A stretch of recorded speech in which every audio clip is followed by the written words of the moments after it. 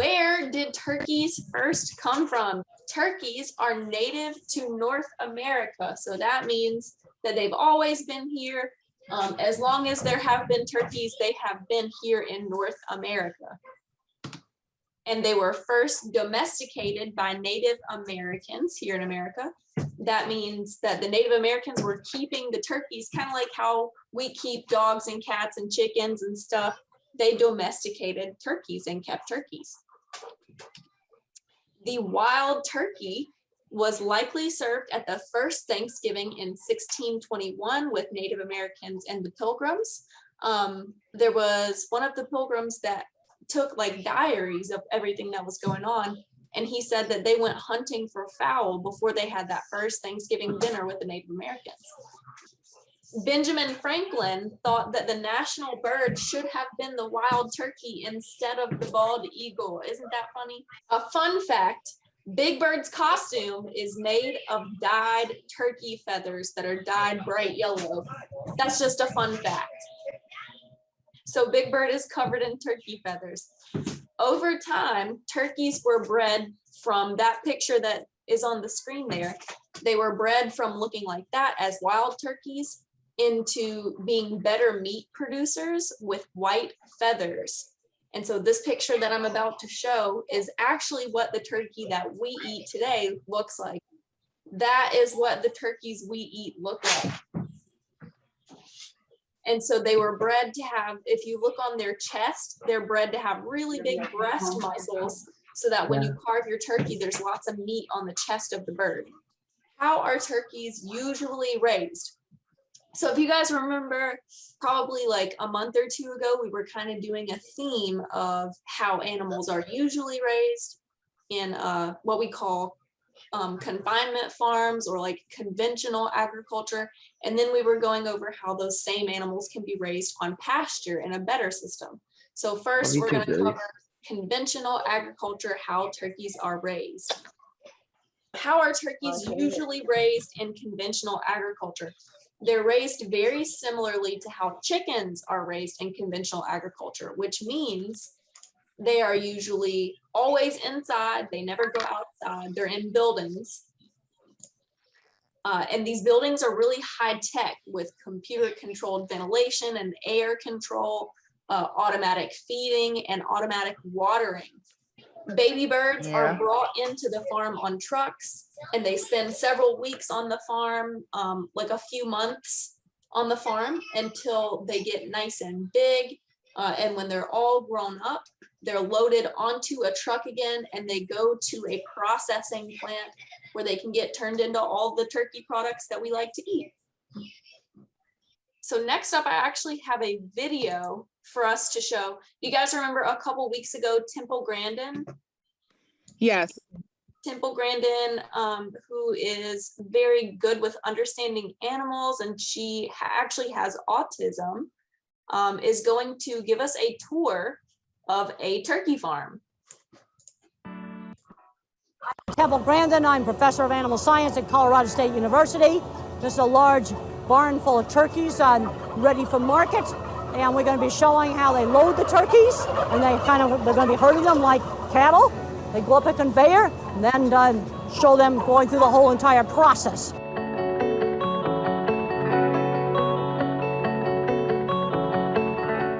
I am really pleased that we got this opportunity today to see this barn full of turkeys, and we're going to watch them being loaded onto the trucks tonight and going on through the processing plant. And it's just not possible to bring tour groups for all of these places because of disease requirements. I have to wear these clothes, and then I had to be away from all birds for over a week before I was allowed to come here, because you got to be really careful not to bring in diseases. These are typical large sheds where turkeys are raised for up to 19, 21 weeks. Today we're going to be loading out from one of these barns. The question that came up was, are the turkeys in the buildings afraid of people? Well, if people regularly walk through the barn and get the turkeys used to people walking through them, they'll come up to you. I mean, I had males displaying to me and showing off to me. Birds that are afraid don't do that. On a really good farm, a person will walk through the entire building, walking through the turkeys, the whole entire building, to inspect for animals that might be sick, animals that might be injured. It gets the birds accustomed to people walking through them.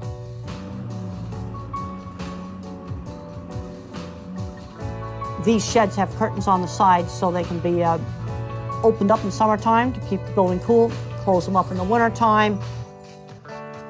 Those are the waterers. And when the birds are loaded out, the waterers are left on. It's always important, always have access to water. You can see right here we have a lot of space. They have not started to load out yet. This is a normal stocking. You get into a building that's overstocked, you wouldn't have this amount of space in market-ready birds. They're getting the truck backed up now, and they've got some wood panels set up in kind of a funnel, and then the truck loaders will come in and move small groups of turkeys, similar to moving cattle, up in small groups, and they jump on the conveyor, ride up into the conveyor into the truck.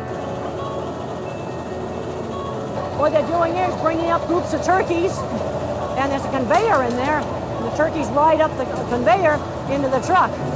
As the birds ride up this conveyor, they remain upright. They will stand on the conveyor as they go up, and be loaded into compartments.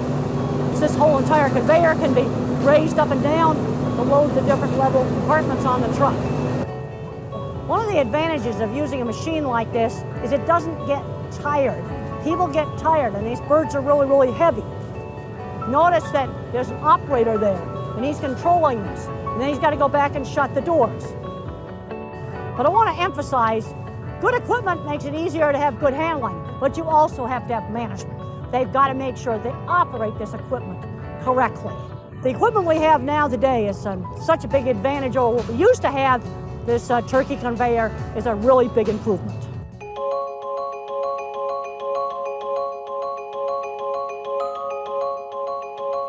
This is a truck arriving at the plant after loading at the farm, and a plant employee is going to inspect the load of turkeys to make sure they were loaded correctly, make sure they didn't have trapped wings or other obvious problems.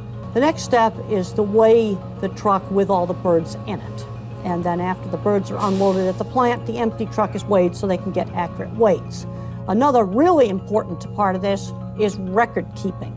And the plant employee here at the computer is entering the name of the farm, name of the loading crew, time that the load arrived. This is all really important information for tracking down problems. The truck is backed into a holding shed, which is equipped with a big bank of fans. One whole side is just solid fans. And it has misters to blow on the birds to keep them cool. It's extremely important not to let them get overheated. In the summertime, the trucks have completely open sides. You've got to have that for ventilation when it's 90, 100 degrees hot Fahrenheit. In the wintertime, the birds would get too cold if they were in open trailers. So fiberglass panels are put into the side of the trailer so that the birds do not get cold. In the summertime, it would be too hot to have the sides of the trailer covered.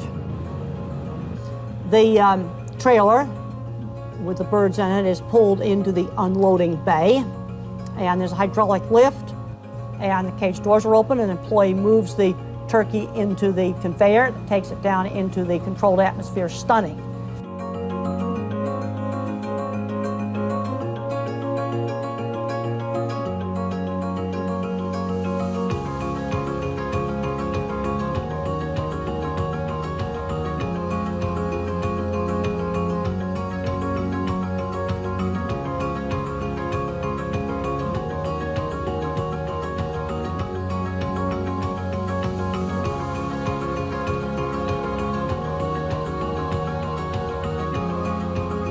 This window you can see in here, watch the birds as they get anesthetized. One thing that's very important with poultry is you have to have a slow, gradual rise of the CO2.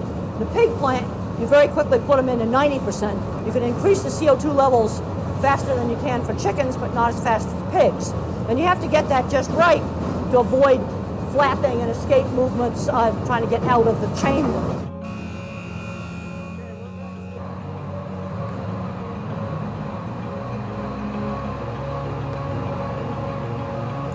Here she's just about to show how that's the same method of putting carbon dioxide in the chamber, but they're doing it while the turkeys are still in the cages instead of taking them out. Birds are now emerging from the scalder, have had their feathers softened up by the scalder. And then the next step is to go into the picking machine, which has a whole lot of rubber fingers that rotate, that take off the feathers. There are a few little... And so now we're starting to see what we see in the grocery store, right? This is starting to look familiar. Bits and pieces of feathers still attached, and employees on the line will remove those. And then the next step is to put them on a different type of shackle that just holds them by the drumsticks because the feet have been removed. And then they go further on down the process where the insides are taken out. The first step in making sure that carcasses stay clean is a hose that's used to evacuate feces. It's very important to avoid fecal contamination on the carcass. And then as the turkeys move down the line, the innards are removed in varying steps. And it's really important during these steps to not rupture and break the innards, because again, that would contaminate the carcass. Many of these processes are done by hand in turkeys. This would be very similar to pork processing plant. In chickens, a lot of these processes are highly, highly automated. But in turkeys, they're bigger, the lines are slower. So these, step-by-step process of carefully removing the innards is done by hand. At this point, there is a USDA inspection station where the innards of the bird are inspected. In all types of meat processing, you don't want to waste anything. So all different parts of the animal get different uses. At this point, they're cleaning out any remnants that might be left after the innards have been completely removed. There's an employee that does checks for carcass defects. This is a really important part of the plant's quality assurance program. Also, it's part of continuous improvement. These sorts of inspections are really important for ensuring quality product. This shows turkeys going into a chiller tank to get chilled. And this particular plant uses water bath chilling. The turkeys are chilled for 5 hours. The birds are emerging from the chiller, going to have to be rehung back up on shackles so they can go into the deboning line and be taken apart. So if we were getting turkey for our Thanksgiving turkey, the production line would stop here. But if you're buying individual turkey breasts or pieces of chicken or like ground turkey, I said chicken, but I meant turkey. If you're buying any pieces of a turkey, then this would be the process we're about to see here, where the turkey's cut up into pieces.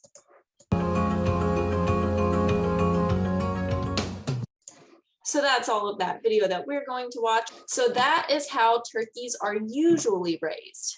So the disadvantages, the things that aren't so great about that commercial system of growing turkeys. Disease is a concern because the animals are kept so close together and their immune systems can be weak.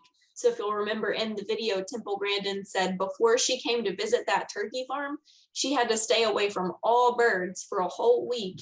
And then she had to put on that special outfit so that she didn't bring any germs into the turkeys. So disease is a big concern. The waste or the poop from the turkeys can cause problems if it washes off in the rain, in the wastewater in the rain, and it washes into waterways like our rivers, our streams, the Chesapeake Bay, because that nutrient-rich waste can cause algae blooms and dead zones. That poop and that waste can wash off into our waterways and cause big problems with water quality. These farms need lots of resources from outside the farm. So all of the food that the turkeys eat is grown on other farms, right? You have to grow the corn and the soybeans and all the grains that get made into the turkey food on other farms. And that takes seed, that takes fertilizer, that takes chemicals usually. And then that fertilizer has to be made at a plant and shipped to the farm. So that's a lot of resources and processes outside the farm. Farmers depend financially on the big businesses that supply their birds and buy their birds. So this is something that a lot of people don't realize about the chicken industry and the turkey industry, the farmers are often in a lot of debt to these big companies. So the big companies tell them how they need to build their houses and the schedules they need to get birds on. They tell them how many birds they need to do. And the farmers are investing their own money into this company's system. And the company's promising them, we're going to make you some money. But a lot of times the farmers get in debt to the companies, and it's unfortunate. So the farms from these big businesses, the big businesses supply the baby chicks, and at the end, they buy the finished birds when the farmers are done raising them. So if anything happens in that process, it can get the farmers into money trouble. The poultry houses, the chicken houses and the turkey houses often smell really bad. Have you guys ever visited a poultry house or driven by chicken houses? Yes. Well, I grew up in an area that was pretty big into chicken farming, like raising chickens for meat. And let me tell you, chicken houses smell terrible. So that's a disadvantage if you've got houses nearby your turkey farm. Okay, so moving on to our pasture-based alternative. In just a minute, we're gonna see a video tour with Joel Salatin, who is an expert and pioneer in grazing animals on pasture. So the advantages of that system are the turkeys are kept outside in fresh air on grass and beautiful pasture. And because they're kept on pasture and grass, the turkeys eat up to 60% of their food from the grass. And so that reduces the amount of food you have to buy. So they're eating 60% grass and bugs and 40% feed that the farmer has to buy. The animals are healthier, they're more spread out, there's a reduced risk of disease, so you're losing less birds to disease and you have healthier animals in general. The waste from the turkeys, since they're on the grass, on the pasture, the waste for the turkeys can fertilize and improve the pasture instead of becoming an issue when it runs off into the rivers and streams. So that's a good thing. It fertilizes the pastures and makes the grass grow better. And so in this system, baby birds are delivered to the farm and the turkeys stay on the farm for a few months while they grow. And if it's a small farm, the turkeys are often processed and packaged there on the farm instead of being shipped on a truck to a processing plant. All right, so I'm gonna pull up the video and we'll watch how Joel Salatin raises turkeys on pasture. Either that or chickens on steroids. They look prehistoric, don't they? I call them pterodactyls, you know. So obviously we're here where they were. We're moving them every 2 days. We are right here in where they were the previous circle. They're here today. Tomorrow they'll go into that circle, okay? And these guys are pretty close to harvest. I think next week. Is that right, Gabe? I'm not. It's in the next week or two. Yeah, it's in the next week or two. These guys are going. All right. So this is the same netting material that you saw with the lambs. You saw it with the dogs. You saw it with the Papa John's chickens out there. So let's talk about the turkeys. I'm just going to take this spark out so nobody brushes up against there and gets fried. I want you to notice how nicely set up this net is. There's a real skill and an art to setting up this netting. Those of you who've done it in the past, you can appreciate how nice this is set up. There's a whole art to that, and it doesn't happen in a day. You work with it, and you work with it, and you learn your little techniques, and you work with it. So, of course, here's the water. The water's on float valves there, and you've got your feeders out. The gobble to go, you can see there how it's used through the turkey into the next circle. And again, the turkeys eat way more grass than the chickens. They'll eat up to 40% of their diet in grass. Far more aggressive grazers than chickens.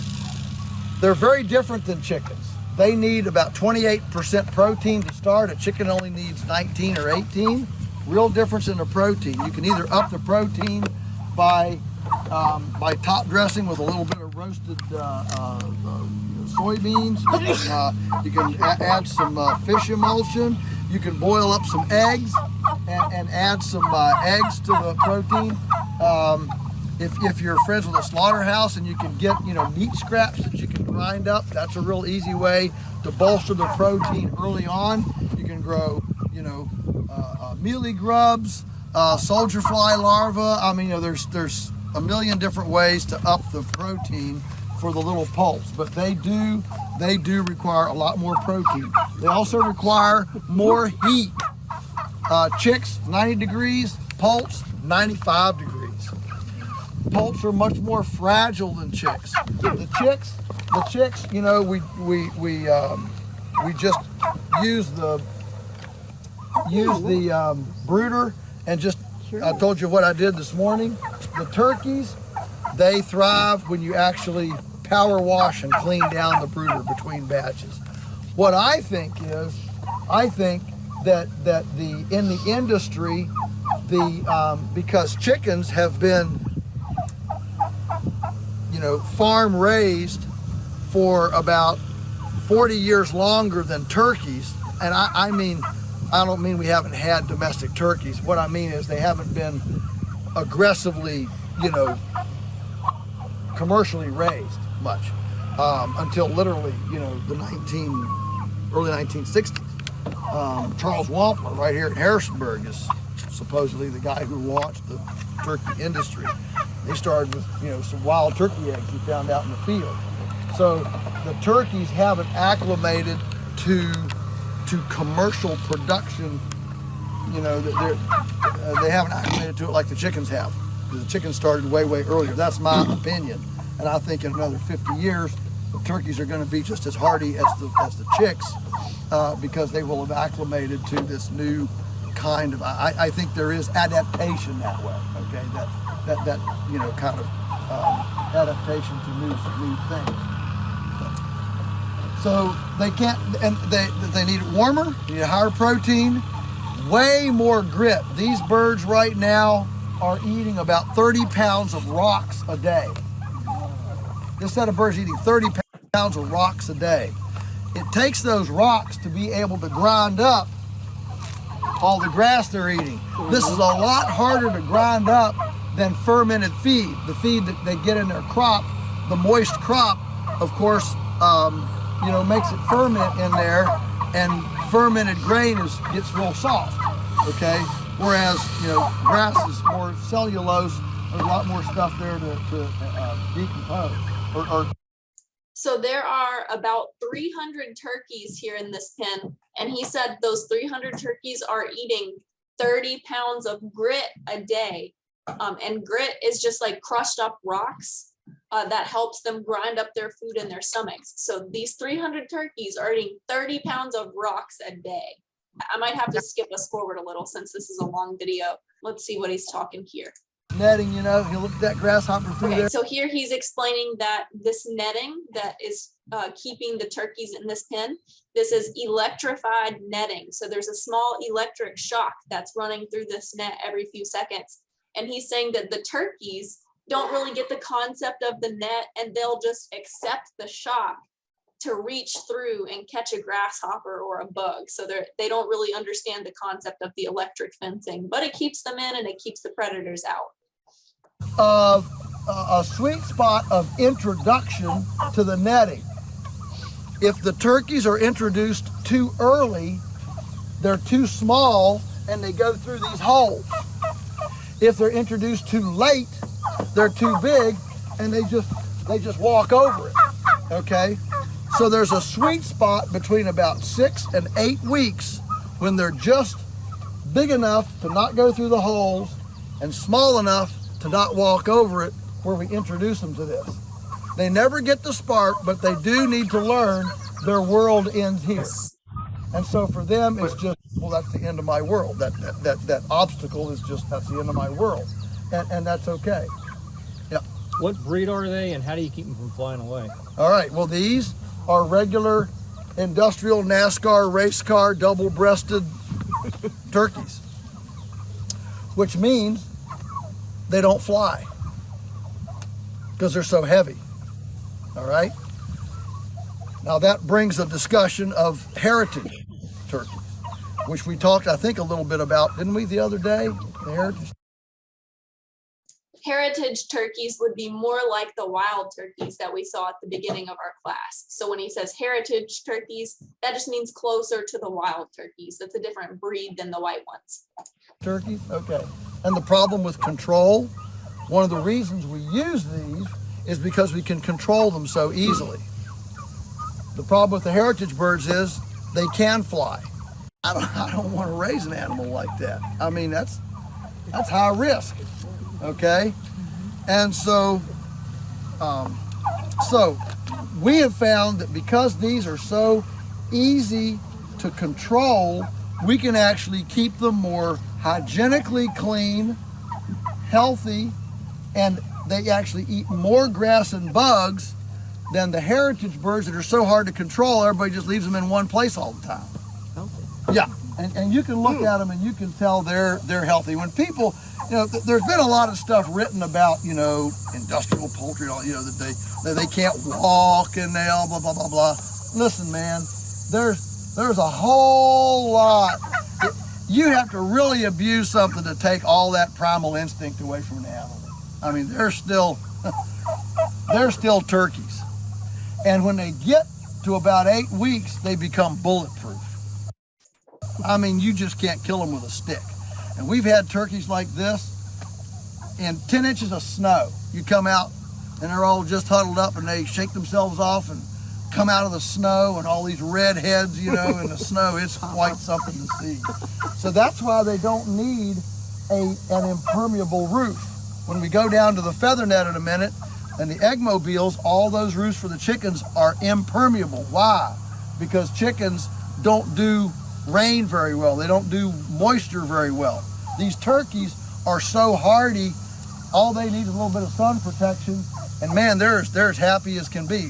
Pouring down rain, they just come out here in that water. You can watch that water just run off their feathers. Big, thick feathers, thick coat, and a rain, snow, doesn't affect them at all. So the downside of them, of course, is that you have to raise them to 16 weeks. The broilers are 8 weeks. So you have to raise them a little longer. The upside is that they are fairly easy to control, to move, and they cover a lot of ground. So they're pretty neat this way. So this year we'll raise about 3,000 of these, and there really is quite a good market for them. And because they're raised, because we dress them all by the end of October, we don't sell fresh turkeys for Thanksgiving. We used to, and then we had a couple of no.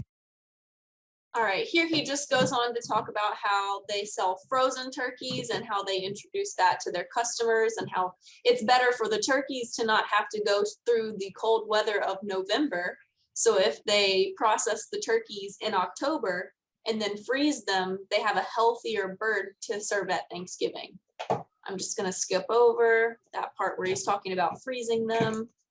In a factory system like the industry has, where you have hatcheries and constant flow through, something where you have that one day event plays havoc with an industrial pipeline. Are you with me? Where it's, where it needs to be consistent flow day in, day out, or you mess up your flow. So what the industry got from the USDA was the okay to what's called soft freeze the turkeys for 6 months. As long as they don't go below 29 degrees, that turkey can be sold as fresh. So that's an interesting fact if you guys didn't catch that. Technically, per the government's regulation, if a turkey is kept above 29 degrees for 6 months, it can still be sold as fresh. So the turkey that you're getting at the grocery store, if it's fresh, might not actually be fresh. It might be 29 degrees for 6 months. The fresh turkeys are in the store fresh than a turkey that's been at 29 degrees for 6 months. Okay? So there again, you paint this as not that, oh, we're sorry, this is your loss, but you spin the story so that this is your gain and the turkey's gain. Okay? Yeah. The rocks that you got, limestone work. That sort of thing. But yeah, I mean, if you had something that would work, that's fine. I don't think the turkeys discriminate on here's one where they come together. So here he's going to talk about how they round up the turkeys to take them to process. And I was actually at Polyface Farm 2 or 3 years ago, I think, when they were rounding up some turkeys to take for processing. And I helped put some of the turkeys onto the truck to take to process. So I saw this happen, what he's about to describe. So we'll back right up here to where these nets come together with the hog mover and use the same pipe gates, the same little short pieces of chain that we use for the pigs, we use for the turkey. Set a corral out here, just herd the turkeys in. One guy just stands there and keeps pushing them in that guillotine door while everybody else keeps crowding them with the, with the gates. And you just, ease them right around there, and we can put 100 in the hog mover. Yeah. And that's pretty much all I have today. Do you guys have any questions about how turkeys are raised or anything like that? When do turkeys come to the store? When did the turkeys come to the store? That's a good question. Great question, Michael. That first video that we watched, where we saw the turkeys going through the processing plant and getting cut up and cleaned, they would be coming to the store after they were chilled down and then after they were packaged, and then they would be put in a freezer for probably a little while, and then after that they would be shipped to the store. Thanks for coming to All Things Farm Zoom today. It was great to see all of you. I'll see you next week.